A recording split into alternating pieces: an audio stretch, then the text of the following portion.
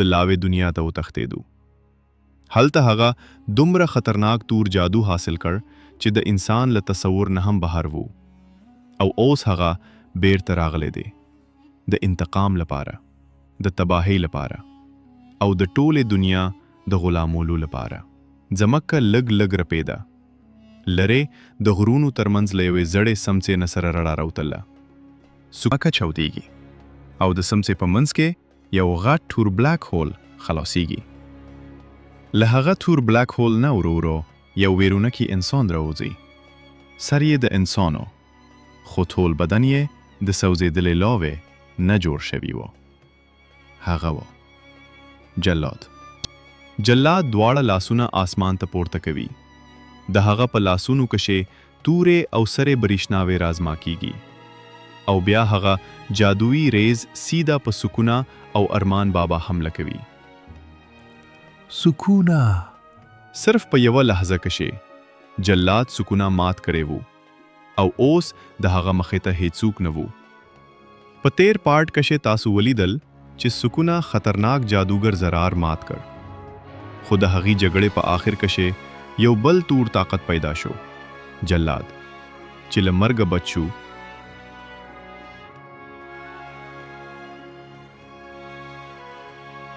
او د لاوې دنیا ته وتښتېدو. هلته هغه دومره خطرناک تور جادو حاصل کړ چې د انسان له تصور نه هم بهر وو.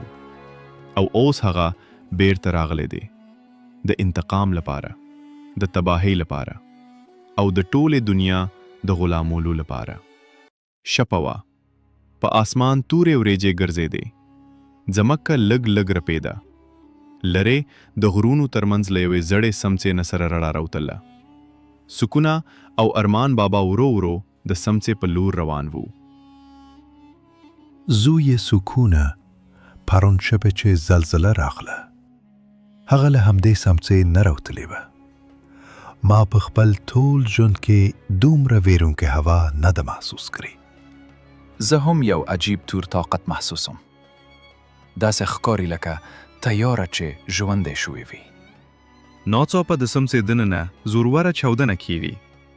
ځمکه چاودېږي او د سمڅې په منځ کې یو غټ تور بلاک هول خلاصېږي. له هغه تور بلاک هول نه ورو ورو یو ویرونکی انسان راوځي. سر یې د انسانو، خو ټول بدن یې د سوځېدلې لاوې نه جوړ شوي و. هغه و جلاد. جلاد اوس د پخوا په شان نه وو. د لاوې دنیا تور طاقت هغه په ګرځېدونکي قیامت بدل کړی وو.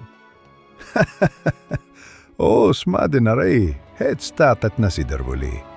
زه د تیارو بادشاه ګرځېدلی یم او له نن نه به ټول انسانان زما غلامان وي.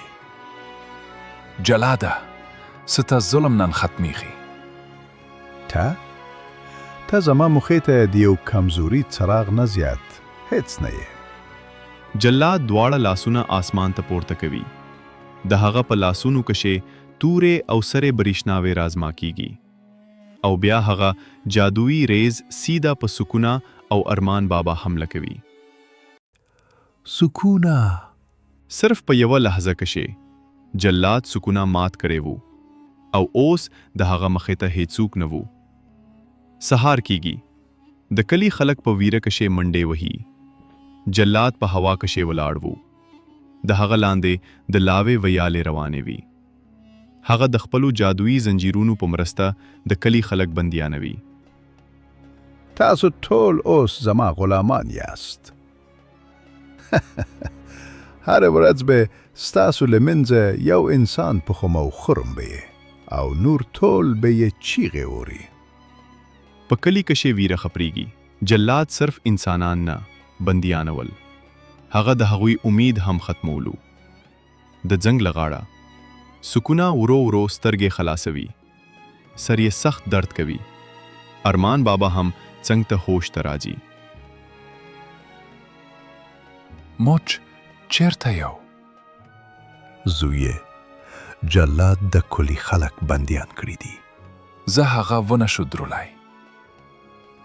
زویه، اوس له هغه خطرناک جادوګر سره یوازې ته جګړه کولی شي. زما سره جادو شته، خو دومره طاقت نه لرم چې د هغه مقابله وکړم. ارمان بابا لږ وخت غلی پاتې کیږي. ویره مکو زما پسې راځه. د ځنګل منځ د مرغانو غږونه بنديږي. هوا هم ودرېږي. د ځنګل په منځ کې یوه زوړه تیږه ولاړه وه. په هغې کې یوه ځلېدونکې توره ننوتې وه. له تورې نه شنه رڼا راوتله. دا عادي توره نه وه. دا نور آتش وه. یوه داسې جادویي توره چې یوازې د پاک زړه انسان مالک کېدلی شو. زوی سکونه دا یوه جادویي توره ده. یوازې په همدې سره ته جلاد ختمولی شي. په دې کې دومره طاقت شته؟ دا توره تیاره پرې کوي. خو یاد ساته د تورې اصلي طاقت د هغې د مالک په زره کې وي. سکونه ورو ورو د تورې لور ته ځي. کله چې هغه توره راوباسي په هغه لحظه کې سکونه صرف یو جادوګر نه وو. هغه د امید یو جنګیالی جوړ شوی وو. شپه وه. جلاد د کلي په منځ کې ولاړ وو. د هغه مخې ته په اور کې یو بندي انسان تړلی شوی وو. نننی خوراک تیار دی. ناڅاپه تیزه هوا چلیږي او سکونه له آسمانه راکوزیږي. په لاس کې یې ځلېدونکي جادویي توره وه. جلاده، تا ډېر ظلمونه کړي دي. نن به دا هر څه ختم شي. نن به د ښه والي بریا وي. ته بیا راغلې. داسې خو کاري چې مرګ غواړې. مرګ اوس څه ته قسمت ګرځېدلی دی. او بیا هغه جګړه شروع شوه چې ځمکه او آسمان دواړه یې ولړزول. جلاد د لاوې غټې حملې کوي. سکونه په هوا کې ټوپ وهي او هغه حملې په تورې پرې کوي. جلاد له ځمکې نه د لاوې بلاګانې راوباسي. سکونه هغوی ټوټې ټوټې کوي. هر حمله سره آسمان غرغره کوي. ته ما نشې ماتولی. تر څو چې حقیقت ژوندی وي، بدی هیڅ کله نشي ګټلی. جلاد په غصه خپل ټول طاقت رازما کوي. بدن یې نور هم د لاوې په شکل بدلیږي. جلاد اوس خپل آخري او تر ټولو خطرناک شکل ته رسیدلی وو.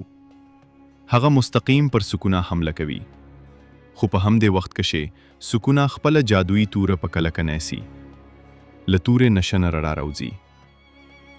دا حمله د هغو ټولو خلکو لپاره ده چې تا ته یې تکلیف رسولی دی. سکونه په هوا کې ټوپ وهي او په جلاد زورور وار کوي. توره مستقیم د جلاد په غاړه لګیږي او په یوه وار کې د جلاد سر له تنه جدا کیږي. د هغه د لاوې بدن ورو ورو په تیږه بدلیږي او بیا په خاورو کې ورکیږي. بلیک هول بندیږي او آسمان صافیږي.